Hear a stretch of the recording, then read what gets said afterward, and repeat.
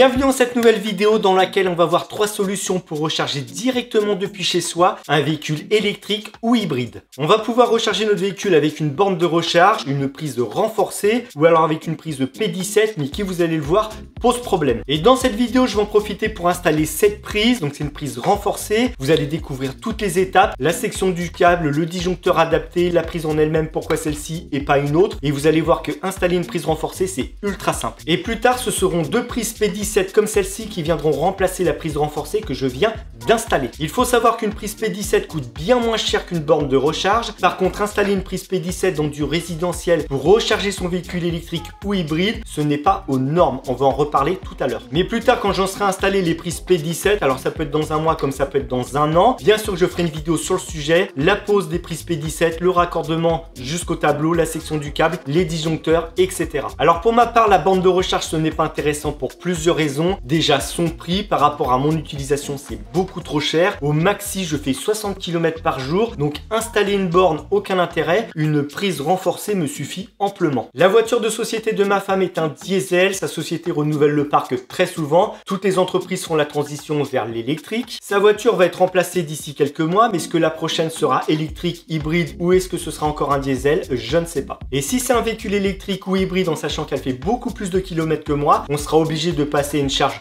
plus puissante et plus rapide. Donc j'installerai une prise P17 pour chaque véhicule, le sien et le mien. Mais pour l'instant, c'est la prise renforcée qui m'intéresse et comme pour toute intervention électrique, on coupe le courant pour bosser en sécurité. Et ça tombe très bien qu'on parle de sécurité, ça me permet de faire une parenthèse et de vous présenter le partenaire de cette vidéo qui est Coverguard. Alors Coverguard, pour ceux qui ne les connaissent pas, il fabrique et distribue une large gamme complète d'EPI, de vêtements de travail ultra confortables, aussi bien pour les femmes que pour les hommes. Bon, je vous présente quelques EPI et vêtements de travail de la gamme Coverguard et on retourne à notre prise. Alors dans la gamme Coverguard, on va bien sûr retrouver la protection des mains. Vous l'avez vu dans mes vidéos, je porte de plus en plus de gants anti-coupure. Moi qui me coupe très facilement, avec ce modèle de gants que vous voyez dans mes vidéos, c'est l'Eurocut N300. C'est terminé les coupures. Je vais les réutiliser pour poser la prise. Je vais manier un cutter, il y a un risque de coupure. Et bien là, j'ai les mains protégées. Et l'autre avantage, c'est qu'ils sont ultra fins. On peut manier des outils, je peux prendre des vis, ça ne me gêne absolument pas. J'ai pas l'impression d'avoir un gant sur les mains. Et il y a encore un autre avantage, c'est qu'ils sont compatibles avec l'écran tactile de votre téléphone. Ensuite, on a les gants thermiques. On rentre dans une période où il fait froid. Si vous bossez dehors et que vous en avez marre d'avoir froid aux mains, mettez des gants thermiques. Donc là, le modèle, c'est l'Eurowinter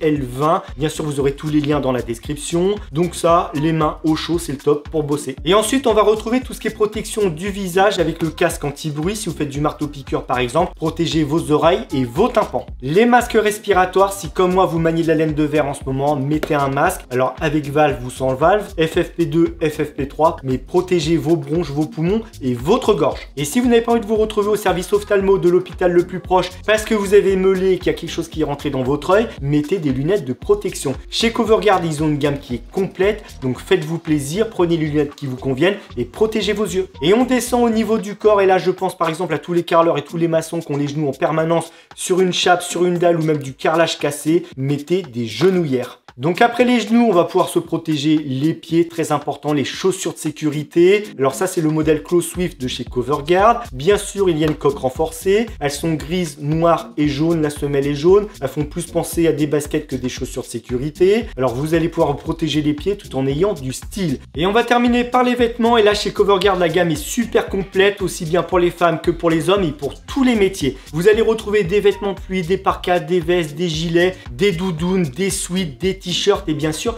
des pantalons de travail. Et ce polaire que j'adore, il tient chaud, il est ultra confortable, il est léger. Je suis pas obligé de mettre 50 000 couches de vêtements pour bosser et avoir chaud. Un t-shirt, le polaire, je peux faire des mouvements. Et si j'ai besoin de remettre une doudoune par-dessus, et bien ça passe. Vous voyez, la doudoune, je peux la fermer, je peux faire des mouvements. Le polaire ne me gêne pas. Alors si mes vidéos vous plaisent, la meilleure façon de me soutenir est de vous abonner à la chaîne, d'activer la cloche des notifications pour recevoir les nouvelles vidéos et de mettre un gros pouce bleu. Vous pouvez également me suivre sur Instagram en vous abonnant, je publie des photos et des vidéos régulièrement. Bon, on en revient à notre prise renforcée, alors que ce soit le Grand Schneider ou Aguerre, peu importe la marque, une prise renforcée, ça vaut entre 60 et 180 € selon le pack. Alors avant d'installer une prise renforcée, une prise de P17, même si ce n'est pas aux normes pour recharger son véhicule à domicile ou alors une borne de recharge, il faut se poser une bonne question, de quoi ai-je vraiment besoin? Le plus important, c'est votre situation et le mode de vie avec votre voiture. Si vous faites 20 km par jour, une prise renforcée suffira largement. Par contre, si vous faites 300 km par jour et que vous avez besoin de recharger très souvent, une prise P17 ou borne de recharge sera nécessaire. Dans mon cas, je fais au maxi 60 km par jour, donc à la limite, une prise classique peut faire le job. Mais ce n'est pas fait pour. On ne peut pas demander à une prise classique de recharger un véhicule pendant plus de 10 heures ou 20 heures. Et même si c'est sur une ligne dédiée avec son propre disjoncteur, là on ne parle pas de faire tourner une machine à laver pendant 30 minutes, mais bien de la charge d'un véhicule électrique qui va durer 10 heures, 15 heures et même 20 heures. Vous imaginez bien qu'avec des batteries de 10 kW ou 60 kW selon les modèles de voiture, la ligne électrique doit chauffer comme il faut. Avec une prise classique, il y a un réel risque de surchauffe et en plus c'est super lent. Mais bon, ça peut dépanner. Vous partez en week-end dans un coin paumé, il n'y a pas de bande de recharge, on peut se recharger sur une prise domestique, mais comme je vous l'ai dit, il y a un risque. Récemment, j'ai branché une prise à l'extérieur, vous avez dû le voir, j'ai fait un short, c'était une prise de la marque Hager. Elle est jolie, ça s'allume en bleu, mais c'est une prise classique. Elle passe à l'extérieur, elle est étanche, pas de souci. J'ai fait un test en branchant le véhicule dessus, ça fonctionne, mais c'est super lent. Et on voit bien qu'au bout de 20 heures de charge, la prise est chaude et au niveau du disjoncteur du tableau, ça chauffe également. Donc pour être aux normes et éviter les incidents, je vais brancher une prise renforcée. Cette prise renforcée est vraiment adaptée à la recharge d'un véhicule, elle peut résister à plusieurs heures de recharge sans surchauffe. Et je vais pouvoir utiliser les 16 ampères de ma prise, 16 ampères x 230 volts égale 3680 watts. Ça marche à l'électricité, mais il faut une réaction nucléaire pour générer les 2,21 gigawatts d'électricité. 2,21 gigawatts?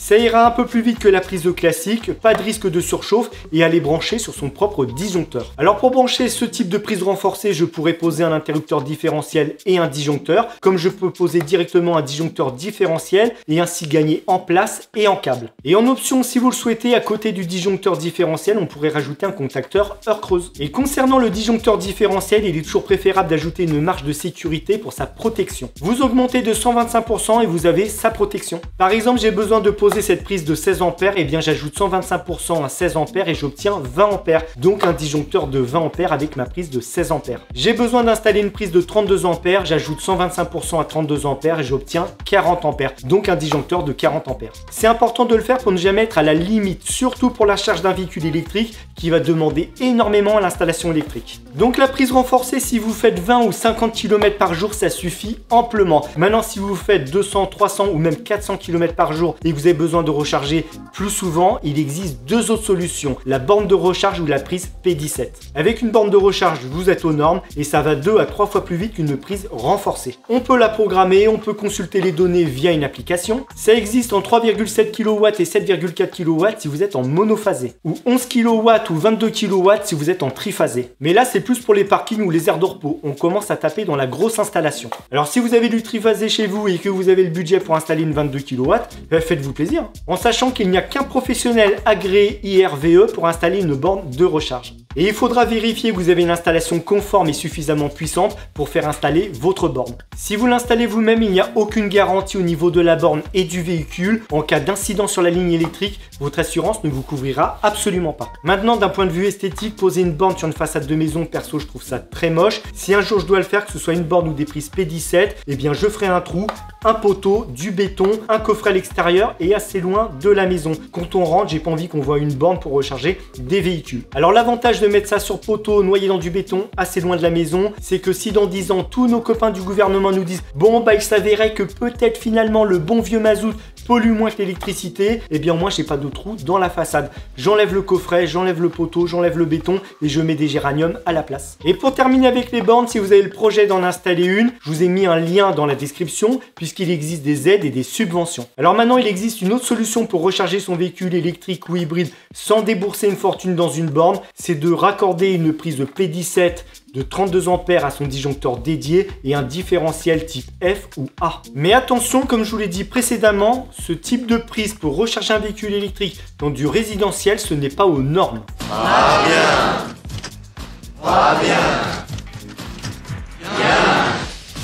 Ah bien. Donc une prise P17, ça ressemble à ça. Elles sont bleues pour du monophasé, rouge pour du triphasé. Ça existe en IP44 et même en IP67. Par exemple, cette prise, c'est une IP67. Et elle est même classée IK08 au niveau des chocs. Donc ce type de prise, c'est vraiment fait pour un usage intensif. Donc avec la prise P17, je vais avoir 32 ampères x 230 volts égale 7360 watts, en gros 7,4 kg. Une prise de ce type, donc P17 IP67, ça vaut entre 20 € et 30 € selon la marque. Il va falloir lui rajouter un disjoncteur, ça vaut à peu près dans les 15 €. Et un disjoncteur différentiel type A, 40 ampères, 30 mA, ça vaut dans les 50 €. Et bien sûr, il faudra du câble, donc à taper directement dans le 10 mm². Même si vous avez 3 mètres, on pourrait penser qu'avec 3 mètres de câble, du 6 mm² peut convenir. Honnêtement, vu la puissance que ça va demander, tapez directement dans le 10 mm². Et vu l'écart de prix entre le 6 mm² et le 10 mm², honnêtement, prenez du 10 mm². Et ensuite, selon la marque de votre véhicule, il faudra certainement un adaptateur, ça vaut dans les 30 €. Donc faites le calcul, avec ce type de prise, pour environ 150-200 €, vous pouvez recharger votre véhicule hybride électrique avec 7,4 kW. Donc par rapport à tout ce que je viens de vous dire, cette prise c'est la meilleure solution, c'est économique et je vais avoir 7,4 kW pour recharger mon véhicule. Mais alors pourquoi installer une prise renforcée qui va me délivrer que 3,7 kW, qui coûte environ dans les 150 €? C'est le prix que j'ai payé pour avoir ce pack et le disjoncteur, alors que pour le même prix, je peux installer ce type de prise et avoir 7,4 kW. Et en plus au niveau de l'installation, que ce soit la prise renforcée ou la P17, je vais y passer le même temps. Et bien pour l'instant, je dis bien pour l'instant, ce type de prise renforcée me convient parfaitement pour mon usage. Mais comme je vous l'ai dit, ma femme va certainement changer de véhicule et passer sur de l'hybride ou de l'électrique. Moi j'ai mon véhicule hybride, donc il faudra repenser toute l'installation et placer une prise pour mon véhicule et une prise pour le véhicule de ma femme. Donc pour l'instant, je ne sais pas quand est-ce qu'on va recevoir son nouveau véhicule. J'installe cette prise pour mon utilisation et lorsqu'elle aura son véhicule, eh bien je vous l'ai dit, j'ai pas envie de faire de trous sur la façade. Donc j'installerai des prises P17 et comme je vous l'ai dit, ce sera sur poteau noyé dans un plot en béton et un coffret, un boîtier pour que les prises soient verrouillées à l'intérieur. Et concernant la prise P17, c'est assez controversé, je vous l'ai dit à plusieurs reprises, ce n'est pas aux normes dans du résidentiel. C'est la norme NFC 1500 qui interdit l'utilisation de ce type de prise pour recharger un véhicule hybride ou électrique à votre domicile. Et tout ça à cause d'un obturateur. En gros, si on laisse le câble de charge branché à la prise P17 et qu'au bout de la ligne, il n'y a pas d'obturateur, il y a un risque d'électrocution. À savoir que cette interdiction ne porte pas uniquement sur les prises P17, mais sur tous les dispositifs dépourvus d'obturateur. Et ça concerne donc les bornes avec un câble attaché. Alors les normes, c'est comme les DTU, j'ai très souvent répété en réponse dans les commentaires et en vidéo, une norme ou un DTU, ce n'est pas une loi. Vous faites ce que vous voulez chez vous, vous n'allez pas recevoir une amende parce que vous installez une prise P17. Maintenant, vous faites ce que vous voulez chez vous, vous pouvez installer autant de prises P17 que vous voulez sur toute la façade, il n'y a pas de souci, mais c'est à vos risques et périls. Surtout concernant l'électricité, ça peut être très dangereux. Vous pouvez en installer une, mais vérifiez que ce soit correctement câblé, que votre tableau soit aux normes et surtout sécuriser votre prise. En sachant que la prise P17 possède un obturateur, il faut le dévisser pour accéder à la prise, mais un enfant peut très bien le dévisser et y insérer quelque chose et s'électrocuter. Comme il peut le faire avec une simple prise domestique. En cas d'accident, votre assurance ne vous couvrira absolument pas et votre responsabilité sera engagée. Maintenant, il faut être assez bête pour virer l'obturateur parce que c'est chiant à dévisser pour y insérer le câble et gagner 3 secondes dans sa vie. Et on le voit très fréquemment, que ce soit une prise IP67 ou 44, la 44 ça se bascule juste comme ceci, la 67 il faut visser, mais la plupart du temps c'est enlevé, c'est cassé, tout ça pour gagner du temps. Mais c'est la même chose avec une prise domestique à la maison, elle est mal fixée, elle dépasse du mur, elle sort même du mur, un enfant peut passer sa main dans la prise, tirer dessus et s'électrocuter. Et c'est comme une casserole posée sur la plaque de feu, un enfant dans son bain sans surveillance, on balance de l'alcool sur le barbecue pour que ça prenne plus vite, on veut descendre des escaliers en courant et c'est le drame. Des exemples d'accidents domestiques, il y en a plein. À vous de faire en sorte qu'il n'y ait pas de drame. Votre installation électrique doit être aux normes et votre prise P17 doit être correctement câblée. Et par la suite, vous ajoutez toutes les protections possibles pour sécuriser votre prise et vous êtes peinard. Vous placez la prise P17 à 1,30 m du sol. On laisse bien sûr l'obturateur sur la prise. On laisse l'obturateur sur le câble de charge ou on en ajoute un s'il n'y en a pas. Et on peut aussi débrancher le câble quand on n'a pas besoin de recharger la voiture. Mais entre nous, c'est plus simple de le laisser brancher. On rentre le soir, on prend le câble, on le met dans la voiture et c'est terminé. Au niveau du tableau, on pourrait aussi disjoncter la prise P17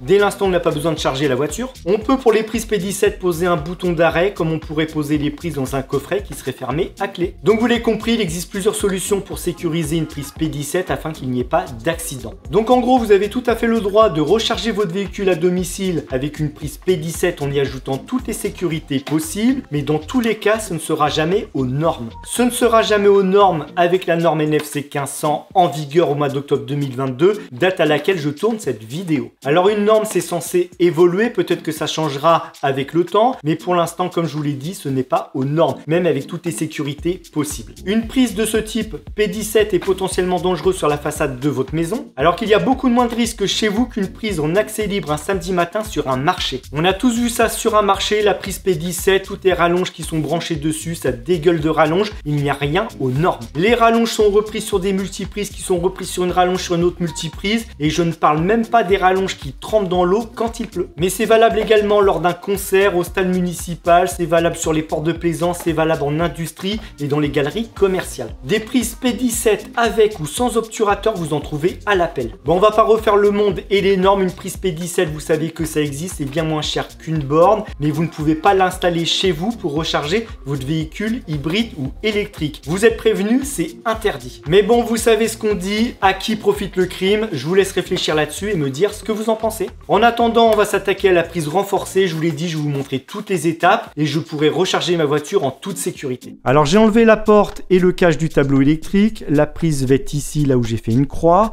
Le disjoncteur va être ici, entre le disjoncteur et les borniers, j'ai environ 30 cm en 10 mm². Et entre le disjoncteur et la prise, j'ai environ 60 cm en 3G 2.5. Donc il ne me faut pas grand chose en câble. J'ai sorti tous les jouets, tout est ici. La prise, vous l'avez vu tout à l'heure, c'est le modèle Legrand Green Up. Alors ça se vend en pack comme on peut la prendre solo, à savoir que ça existe dans d'autres marques, Schneider, Hager et peut-être d'autres marques. Le disjoncteur. Le support, est-ce que je vais le mettre? Je ne sais pas. On peut suspendre le câble de charge. Si j'ai la place, je le mets, sinon il restera dans sa boîte. Le 10 mm² est ici. Je vous ai mis du 2.5 à côté, comme ça vous voyez la différence de section. Le 3G 2.5. Les embouts de câble pour le 10 mm².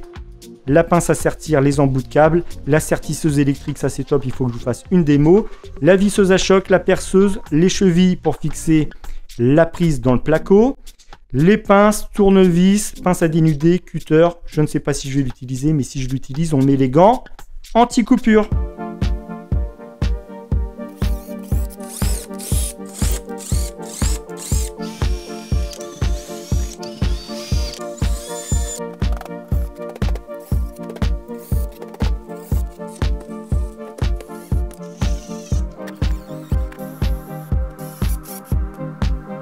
Le boîtier est posé, rien d'extraordinaire, 4 chevilles, 4 vis. La prise renforcée, vous voyez à quoi elle ressemble. Le câble en 3G 2.5, alors 2.5 parce que j'ai uniquement 50 cm de câble. Si vous avez des grandes longueurs, 30 mètres, 40 mètres ou même 50 mètres, passez en 6 mm². Le neutre est toujours en bleu, c'est obligatoire. La terre en jaune et vert, pareil, c'est obligatoire de respecter ces couleurs et bien sûr de la raccorder. Et ensuite, on a la phase. Alors la phase, ça peut être marron, noir, rouge ou violet, peu importe. Mais les deux couleurs à respecter, c'est jaune-vert pour la terre et bleu pour le neutre. La prise renforcée, si je prends une vis, vous voyez, c'est magnétique.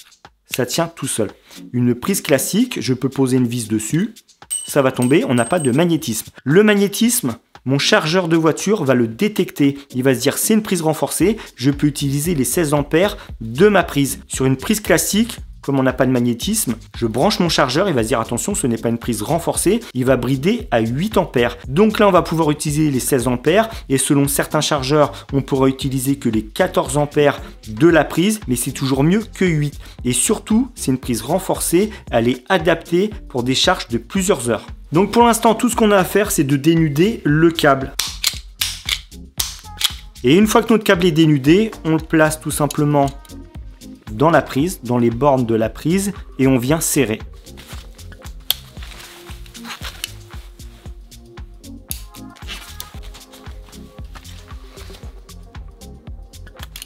Et donc voilà ce que ça donne, vous voyez, rien d'extraordinaire, on a juste serré 3 fils dans une prise. Alors maintenant on va pouvoir passer le câble dans le presse-étoupe et remonter la prise dans le boîtier. Alors j'aurais très bien pu passer le câble avant et faire le montage une fois que le câble était passé dans la prise, mais c'est plus simple pour moi pour filmer de cette façon, ok? Et puis ensuite vous le placez dans les ergots qui sont ici. C'est tout ce qu'il y a à faire. Et ensuite on va pouvoir resserrer bien sûr le presse-étoupe, mettre le capot de protection, visser, et pour elle c'est terminé.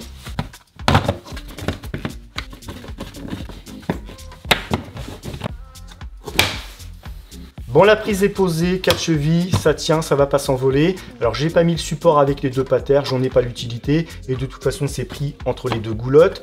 Donc est-ce que j'aurais pu accrocher le câble? Je ne sais pas, mais j'en ai pas l'utilité. Cette prise elle est IP66, on peut bien sûr la mettre à l'extérieur. Moi je la mets à l'intérieur, vous connaissez la situation. J'ai pas envie de faire de trous sur la façade, surtout à 1,20 m. Et peut-être que d'ici là j'aurai besoin d'une borne ou de prise P17 si ma femme reçoit un véhicule électrique. Donc c'est amené à évoluer. Cette prise elle me délivre 3,7 kW. Vous n'êtes pas obligé de faire appel à un pro certifié IRVE, vous pouvez l'installer vous-même à votre domicile ou sur votre lieu de travail. Donc là, le but, c'est de disjoncter pour pouvoir bosser en sécurité sur le tableau. Je vais vous montrer qu'il y a bien le courant. 234, 235 volts. Donc on disjoncte pour bosser en sécurité. Une fois qu'on a disjoncté, on vérifie toujours avec le VAT que le courant ne passe pas.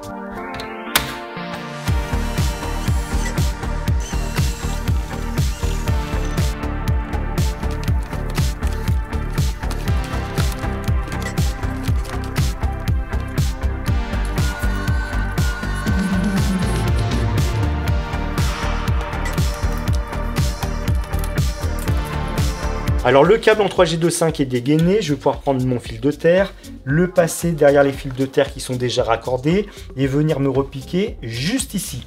Ensuite, la phase, le neutre. Alors ça peut être compliqué parce qu'il y a déjà pas mal de fils. Il faut les repasser derrière les supports de disjoncteur, remonter jusqu'au disjoncteur différentiel et raccorder. Mais pour l'instant, on s'intéresse à la terre.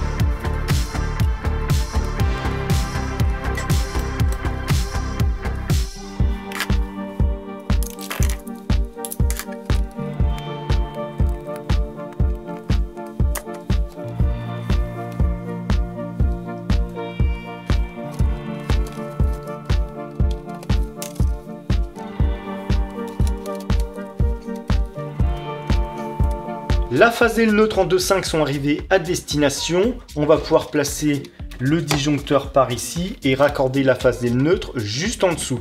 Mais avant, je vais placer les fils en 10 mm² et je vais les passer sur le côté ici. En voilà déjà un et le petit deuxième. Hop! Et donc sur les fils en 10 carrés, je vais placer des embouts de câbles.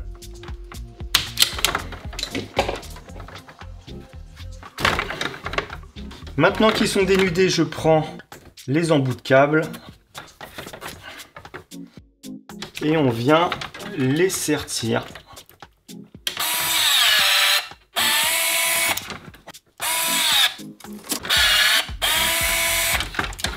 Donc je vous referai une démo tout à l'heure avec la sertisseuse, mais honnêtement c'est top, ça marche tout seul. Alors lui, on le positionne, on verrouille au-dessus et en dessous. Je le redéplacerai ensuite, on verra. On va pouvoir le raccorder. On place le neutre, je vous l'ai dit, à gauche, dans son bornier. Pareil pour la phase. Et ça, c'est fait. Donc maintenant, on va s'occuper de la partie qui se trouve sous le disjoncteur. On dénude. Donc pour rappel, c'est bien le 3G25 qu'on a raccordé tout à l'heure à la prise et à la terre. Donc le neutre, toujours à gauche. Et ensuite, on met la phase. Et pour lui, c'est terminé. Donc le 3G25 qui part jusqu'à la prise et sur le dessus le 10 mm² maintenant qu'on va raccorder au bornier. Donc le 10 carré, eh bien on va tout simplement le couper, le dénuder. On lui place un embout de câble et on peut le sertir. Et ensuite, on vient le placer dans le bornier, bien sûr, de la phase. Et on n'oublie pas de serrer comme il faut. Et pour le neutre, c'est la même histoire. On coupe, on dénude, on place l'embout de câble et on sertit. On le place dans le bornier et on visse. Bon, maintenant que tout est raccordé, je vous fais un récap. La prise green up, on remonte en 3G25 sur le disjoncteur. On s'est raccordé par en dessous, donc le neutre à gauche, la phase à droite. Sur le dessus, 10 mm², neutre à gauche, phase à droite. La phase sur son bornier de phase et le neutre sur son bornier de neutre. Je vais pouvoir remettre le courant, tester le disjoncteur, vérifier avec le VAT qu'on a bien le 230 et également sur la prise. Et au niveau du disjoncteur, on va pouvoir le tester. Je le mets sur on et j'appuie ici. Et il fonctionne très bien. On va pouvoir tester le disjoncteur avec le VAT, voir si on a bien les 230. C'est nickel.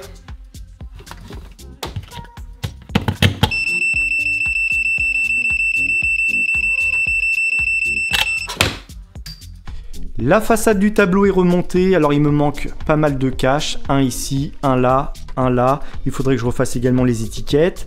Lui, le changer, ou alors lui mettre de la biafine parce qu'il a bien bronzé. On va enlever la façade. Sur le dessus, on n'est pas trop mal, mais alors en façade, il a pris chaud. J'ai branché le chargeur, ça passe pour l'instant sous le joint de la porte et ça n'écrase absolument pas le câble parce que la voiture est dehors.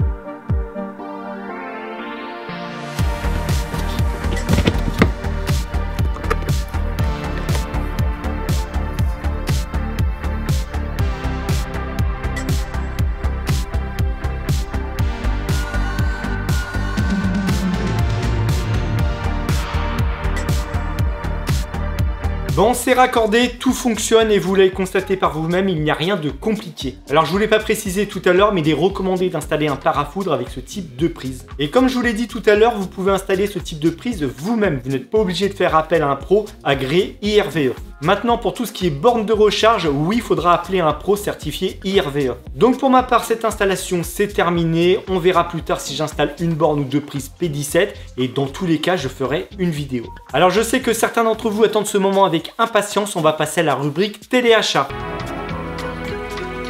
Et cette semaine, je vous propose cette magnifique lampe Hilti, la SL2 22 et sa grande sœur, la SL6 22. Ce sont ces deux lampes qui m'ont servi à éclairer mon chantier. Alors bien sûr, je pouvais ouvrir la porte, mais dehors le temps, c'est gris de chez gris. Il pleut un petit peu, même si j'ai coupé le courant, s'il pleut sur le tableau, ça peut être dangereux. Donc de l'éclairage, elle, je l'ai mise à l'envers, les crochets.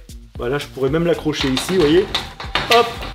Elle tient toute seule sur les rails de la porte de garage. On retourne la tête et ça fonctionne. Et puis elle, je l'ai posée sur le plan de travail et ça m'a éclairé le tableau à l'envers. Donc elle fonctionne, ces deux lampes, avec les batteries Nuron, les nouvelles batteries. Alors elle, je vais la récupérer, j'en ai besoin pour vous la montrer. Hop, elle est ici. Toute la nouvelle gamme Hilti est compatible bien sûr avec les batteries Nuron. Les SL6 22, bien sûr. Je vais vous montrer la batterie. Il y a plusieurs capacités. Elles sont intelligentes. Vous pouvez les interroger à distance pour connaître l'état de l'outil, pour savoir où se trouve l'outil notamment. En fait, vous pouvez tout traquer avec cette batterie. Et sur les batteries, ils ont ajouté ce petit bouton que vous voyez. J'appuie dessus et la batterie sort toute seule. Vous voyez ?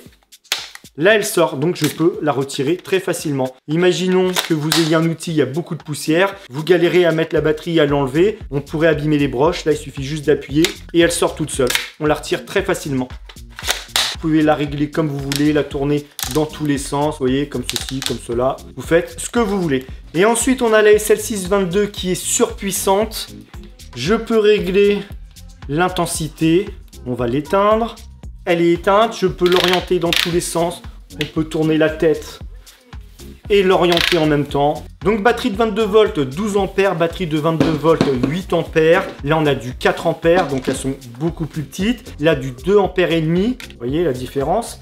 Elle est plus courte. Bon, sur une lampe, ça peut le faire, mais c'est surtout sur les visseuses à choc et les perceuses, au moins la perceuse. Parce que là, si vous mettez ça sur votre perceuse, forcément, ça pèse plus lourd. Là, avec ça, c'est ultra maniable. La nouvelle batterie Neuron de chez LT par rapport à l'ancienne génération, mais elles sont surpuissantes et on a gagné en autonomie. Alors, si la nouvelle batterie LT vous intéresse, vous avez un lien dans la description, vous irez checker tout ça. J'ai reçu plein de nouveautés de chez LT, il faut que je vous montre ça prochainement en vidéo, notamment la visseuse à choc.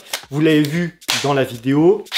Un anneau LED directement, il y avait la SF6, petite batterie dessus, ça convient, c'est léger.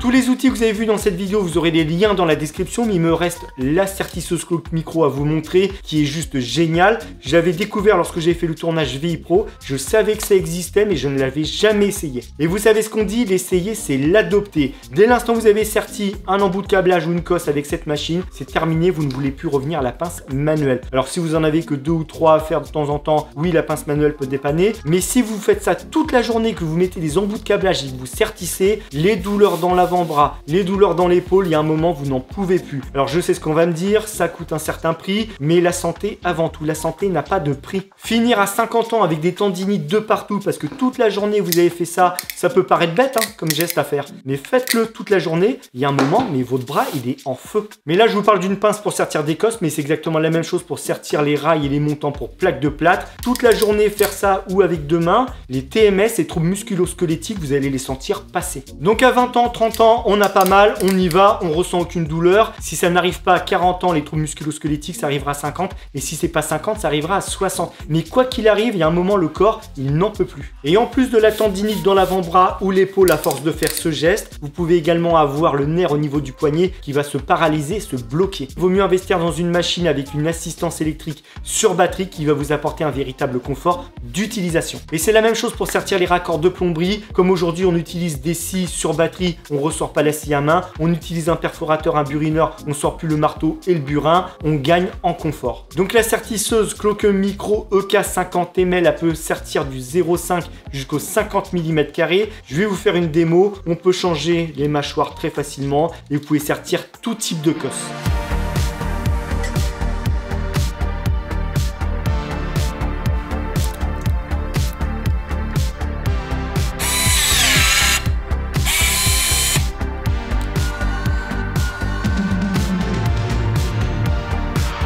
Alors avec ou sans embout de câblage, à vous de me dire ce que vous préférez.